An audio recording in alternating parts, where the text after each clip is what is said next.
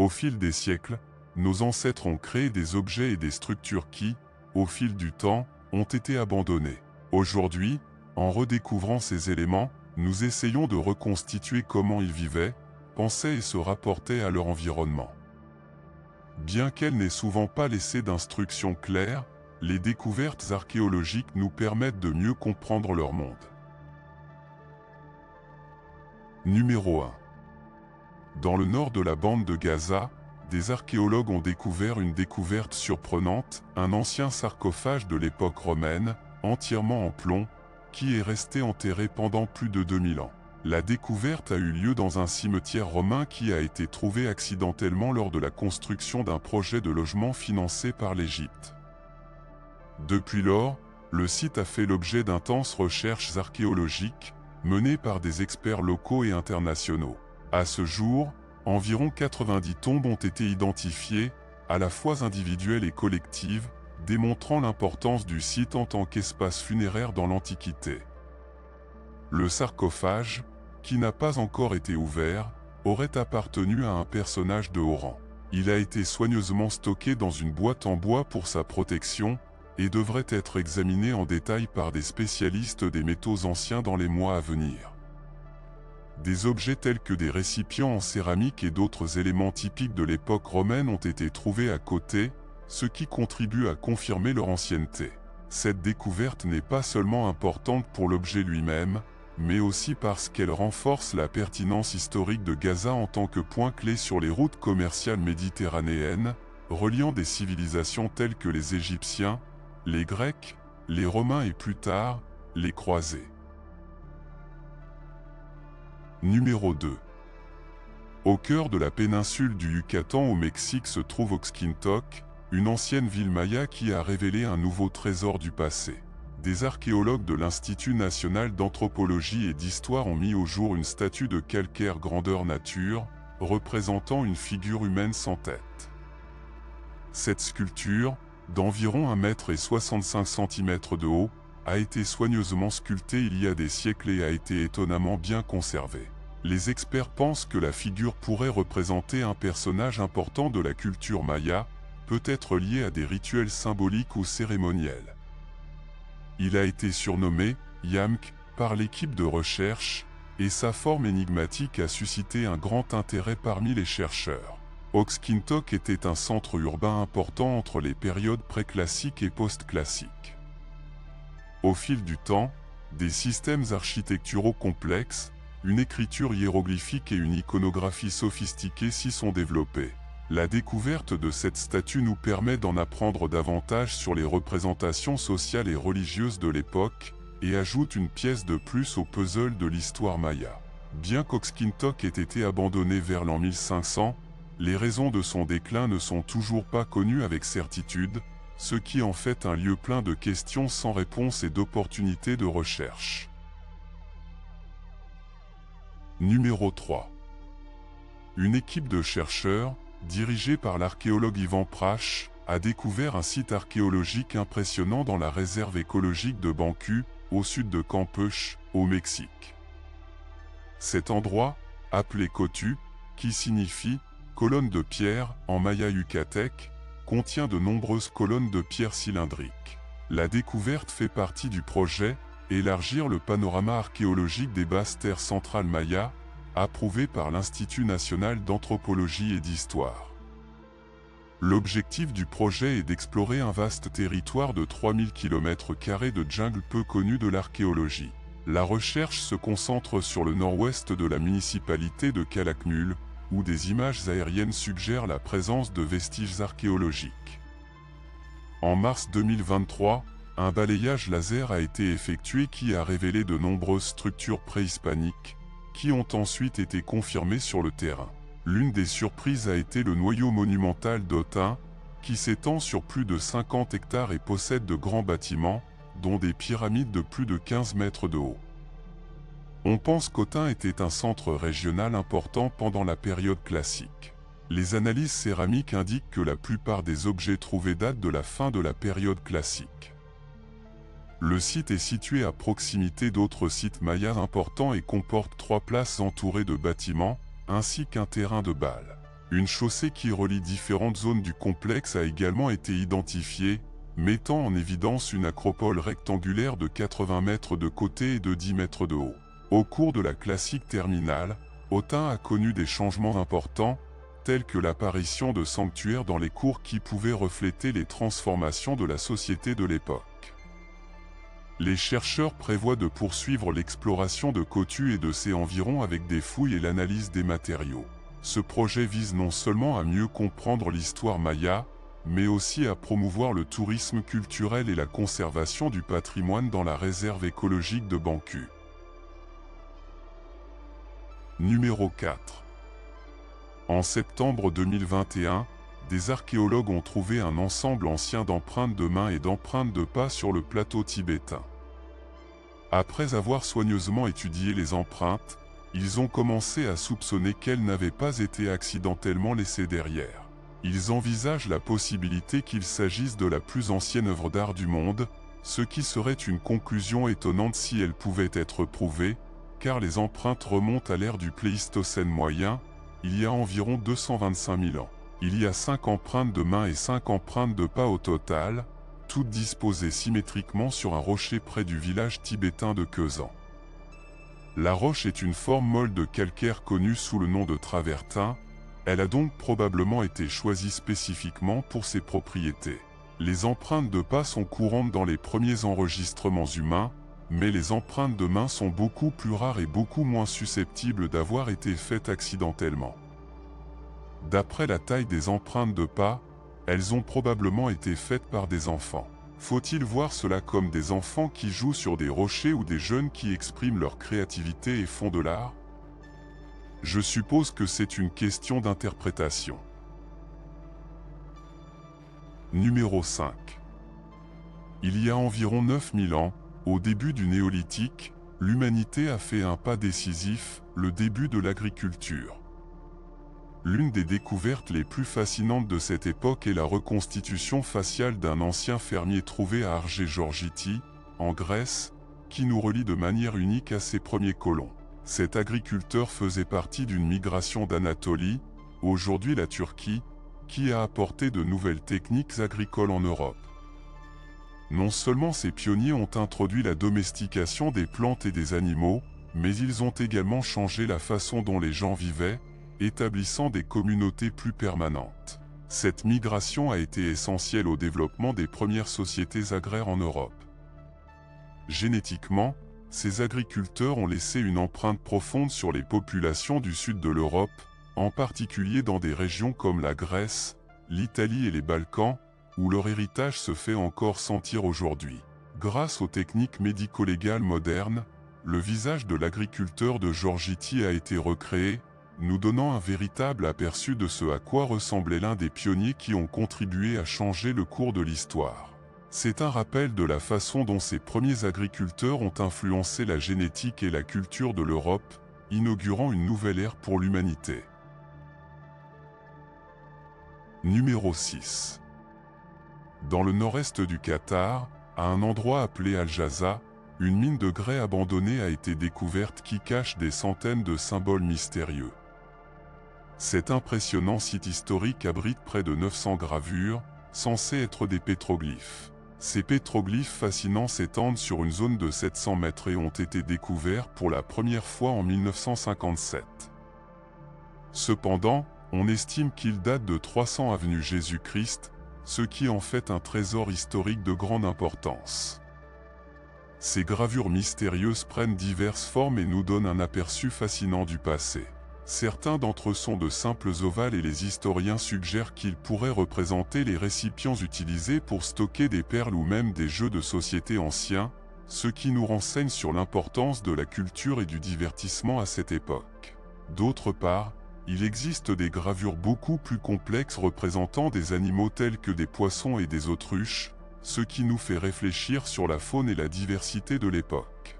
En plus de ces motifs, vous pouvez également voir des sculptures de rangées de rosaces gravées, ce qui nous montre l'habileté et la créativité des artistes anciens. Comme si cela ne suffisait pas, on a trouvé des bateaux traditionnels qui sont encore utilisés aujourd'hui, ce qui nous permet d'imaginer à quoi ressemblaient les moyens de transport à cet endroit et à cette époque. Numéro 7. Les archéologues et les historiens du passé ont perdu le compte du nombre de momies égyptiennes anciennes qu'ils ont trouvées au cours des nombreuses années de fouilles dans le pays, mais nous pouvons affirmer que la momie de Lédiri est la momie égyptienne ancienne la mieux conservée jamais trouvée. Elle était une noble de la 18e dynastie et a servi de nourrice à la reine Amos-Néfari il y a plus de 3500 ans. La momie incroyablement bien conservée de l'ancienne nourrice a été retrouvée dans une tombe thébaine en 1881. Les scientifiques pensent qu'il avait entre 30 et 40 ans lorsqu'il est décédé, probablement vers 1530 avenue Jésus-Christ. La momie n'a été déroulée qu'en 1909, date à laquelle l'anatomiste et égyptologue Grafton Elliott Smith l'a décrite comme l'exemple d'embaumement le plus parfait que le monde ait jamais vu. En 2009, nous avons enfin découvert la cause de son décès à un si jeune âge. Il souffrait d'une maladie de l'arc aortique de son cœur et souffrait d'athérosclérose. Sa momie fait aujourd'hui partie de la collection du musée égyptien du Caire. Numéro 8. À la fin du mois de novembre 2020, l'équipage d'un hélicoptère du ministère de la Sécurité publique de l'Utah effectuait une inspection de routine de moutons et de mouflons dans une partie reculée du désert lorsqu'il est tombé sur un monolithe métallique d'environ 10 à 12 pieds de haut. Étrangement, le monolithe était incrusté dans la roche rouge et il n'y avait rien d'autre autour. En y regardant de plus près, ils se sont rendus compte qu'il était en acier inoxydable ou en aluminium. Mis à part le fait qu'il était extrêmement déplacé, il n'y avait rien de spécial à propos du monolithe lui-même. Cependant, avec son apparition soudaine, il a immédiatement attiré l'attention des habitants. La découverte du monolithe a conduit à une vague de théories sur son origine. Certains ont émis l'hypothèse qu'il s'agissait d'une œuvre d'art, peut-être un hommage à la science-fiction, tandis que d'autres ont suggéré qu'il pourrait s'agir d'une installation d'un artiste anonyme comme Banksy. Des théories du complot ont également émergé, certaines personnes suggérant une implication extraterrestre ou des projets gouvernementaux secrets. Aujourd'hui, le mystère qui se cache derrière ce monolithe est largement démystifié. On pense qu'il s'agissait d'une installation artistique d'un groupe. Plusieurs autres monolithes ont été installés dans différentes parties du monde, dont la plupart dans des endroits où l'on ne s'attendrait pas à voir une colonne métallique géante. La seule question qui se posait autour de ces installations était le message qu'elles portaient à l'appel. Des idées? N'hésitez pas à les partager dans les commentaires ci-dessous. Numéro 9. Et si on vous disait qu'une immense tombe se trouve au milieu de nulle part, assez flippant, non? Eh bien, dans le nord-est de l'Arabie Saoudite, un mystérieux bâtiment massif se trouve sur le sable et est une tombe. C'est vrai, ce château solitaire, comme on l'appelle, est le tombeau d'Asra al-Fid. Il est taillé dans une roche qui semble littéralement sortir de nulle part. La tombe a apparemment été construite par la civilisation nabatéenne il y a 2000 ans, la même connaissance méticuleuse de la pierre que celle trouvée dans la nécropole d'Egra. Comme la tombe d'Asra al-Fid semble littéralement sortir de nulle part dans le désert, de nombreux chercheurs se sont interrogés sur ses origines. Cependant, le tombeau n'est pas trop loin du vaste site archéologique de Madain Saleh. Ce site a été découvert et exploré au début du XXe siècle, et devinez quoi, plus de 500 tombes ont été découvertes qui étaient également liées aux vestiges de la ville nabatéenne d'Egra. Ce bâtiment est encore plein de mystères. On dirait qu'il a été laissé à mi-chemin de la construction, car une façade est sculptée avec une infinité de détails, tandis que l'autre a été laissée intacte. Et le plus surprenant, c'est qu'il ne semble pas y avoir de preuves d'enterrement dans cette tombe. Il se peut que le défunt se soit réveillé et ait disparu. Numéro 10. Des fouilles récentes dans la région d'Achino à Florina ont révélé une importante découverte archéologique, une grande tombe que l'on pense être d'origine macédonienne et qui remonte peut-être à l'époque de Philippe Ier. Cette découverte a été faite lors de travaux sur un nouveau système d'égouts, et la tombe est située à environ 300 mètres de l'acropole d'Achino. La communauté locale sait depuis longtemps qu'Ashino, qui se trouve sur les ruines de l'ancienne ville de Shino, est riche en reliques historiques. En raison de l'importance de cette découverte, tous les travaux dans la région ont été interrompus pour effectuer une évaluation archéologique. L'histoire d'Ashino remonte au VE siècle avenue Jésus-Christ, lorsqu'elle a été fondée par les Thébains. La ville a joué un rôle clé dans le concile amphictyonique de Delphes et a été prise par Philippe Ier pour faciliter son passage à travers les Thermopyles. Plus tard, au IIe siècle avenue Jésus-Christ, elle fut conquise par les Romains. Les plus anciennes traces d'occupation dans la région remontent à l'âge du bronze moyen, et des parties de l'ancienne muraille remontent encore au IVe siècle avant JC, avec des modifications apportées sous le règne de Justinien. Cette découverte récente souligne l'importance historique d'Ashino et anticipe des découvertes plus importantes à l'avenir, contribuant ainsi à notre compréhension de l'histoire ancienne de la Grèce. Numéro 11. Starkar est l'un des sites archéologiques les plus importants d'Europe, rempli de reliques datant de l'ère mésolithique, il y a 10 300 ans. Il est situé dans le Yorkshire du Nord, en Angleterre, non loin de Scarborough.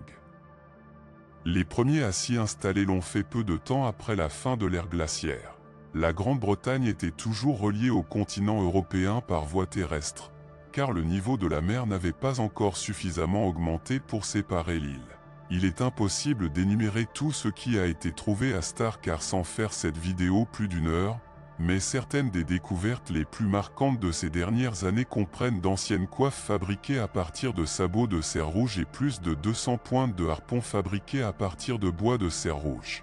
Il semble que cela aurait été un mauvais endroit pour vivre si vous aviez été un cerf élaphe.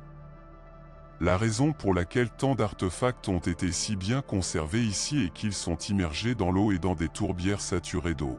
Les fouilles sur le site sont en cours depuis 1948 et se poursuivront bien au-delà, peut-être même au-delà de la fin de ce siècle. Numéro 12.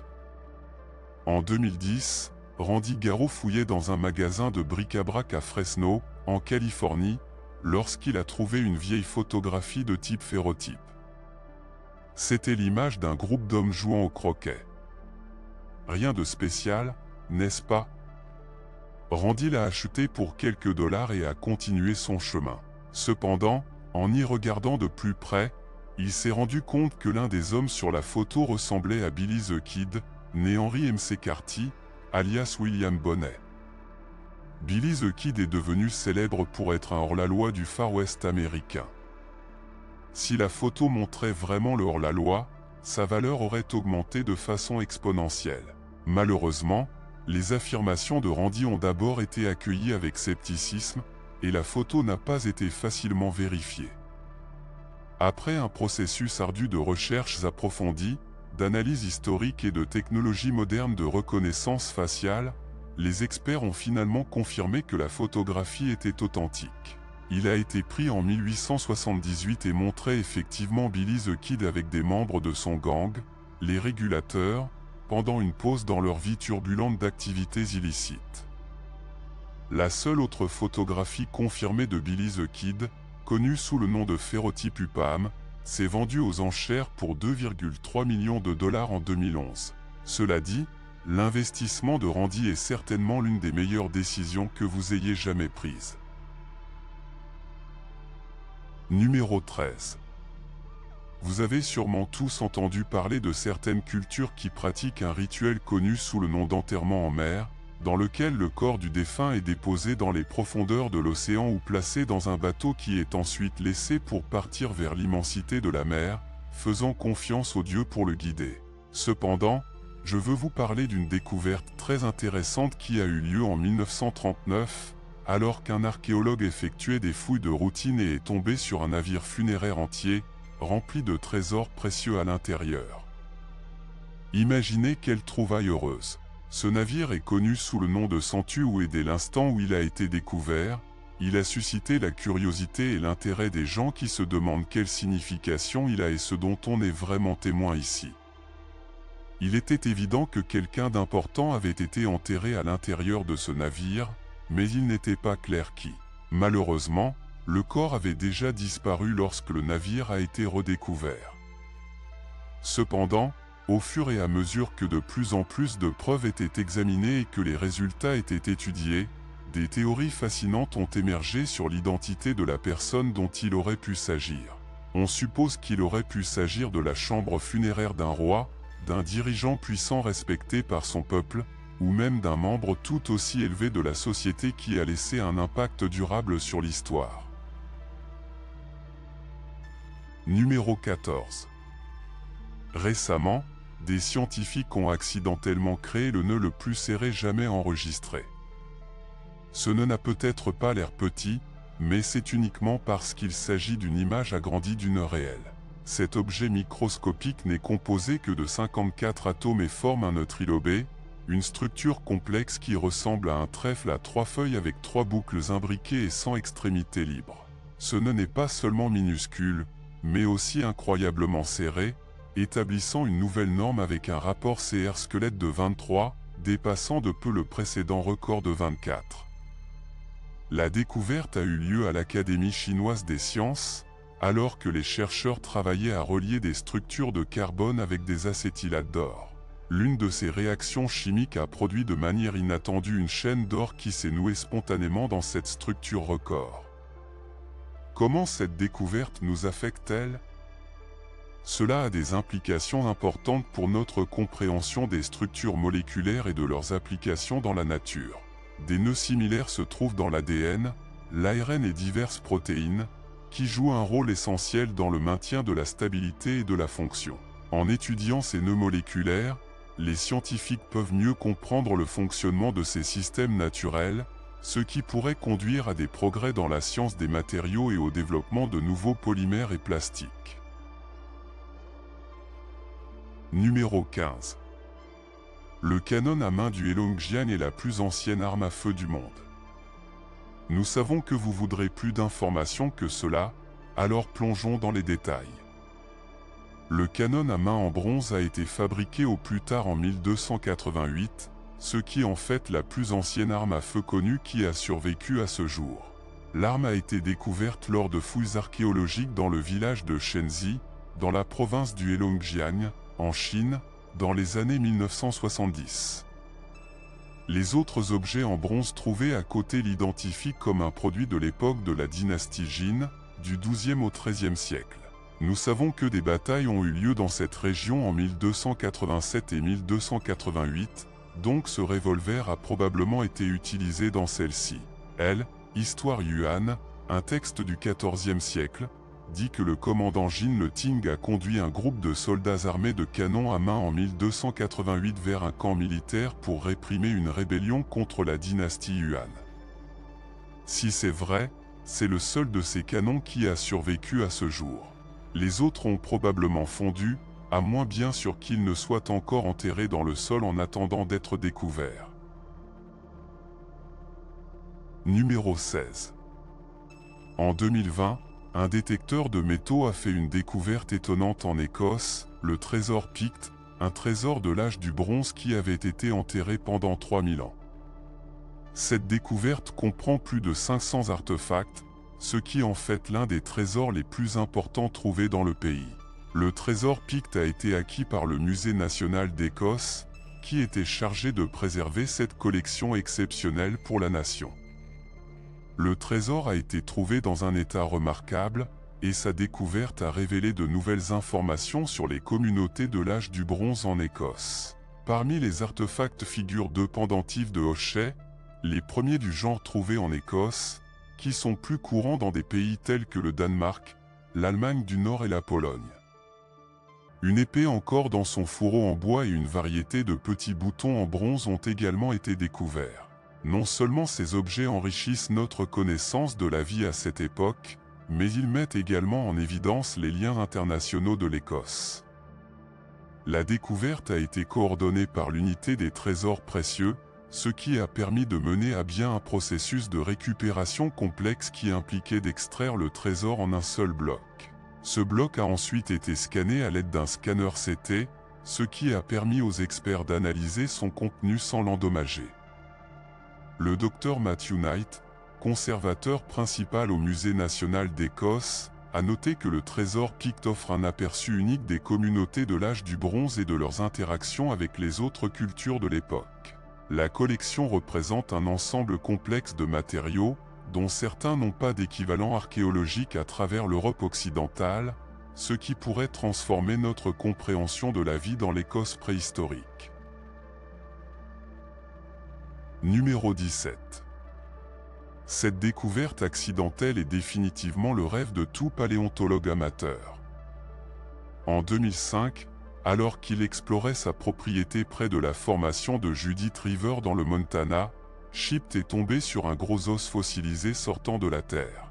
Bien qu'il soit novice en paléontologie, Shipt reconnaît l'importance de sa découverte et contacte des experts pour une enquête plus approfondie. Le fossile s'est avéré être un os de jambe bien conservé d'une espèce inconnue de dinosaure à cornes. Des chercheurs du Musée canadien de la nature, dirigés par le paléontologue Jordan Manant, ont examiné le fossile et l'ont identifié comme appartenant à une nouvelle espèce appelée Spiclep chiron, en l'honneur de Shipt. Des recherches plus approfondies ont révélé que Spiclep chiron était un dinosaure herbivore étroitement lié au Triceratops et qui vivait il y a environ 76 millions d'années. Il mesurait environ 15 pieds de long et pesait jusqu'à 4 tonnes. C'est vraiment étonnant de penser qu'une espèce entière de dinosaures a été révélée grâce à une découverte fortuite. Numéro 18. Un parapentiste survolant la grande pyramide de Gizeh a capturé une scène inattendue qui est rapidement devenue virale sur les réseaux sociaux, un chien au sommet de la structure majestueuse, qui s'élève à 138 mètres de haut. La vidéo a été enregistrée par Alex L., qui participait à l'événement de paramoteur Sky Eagle, et a ensuite été partagée sur Instagram par l'aventurier Marshall Motion, accumulant déjà plus de 49 000 vues. Dans la vidéo, on peut voir le chien marcher calmement au sommet de la pyramide, apparemment indifférent à la hauteur vertigineuse.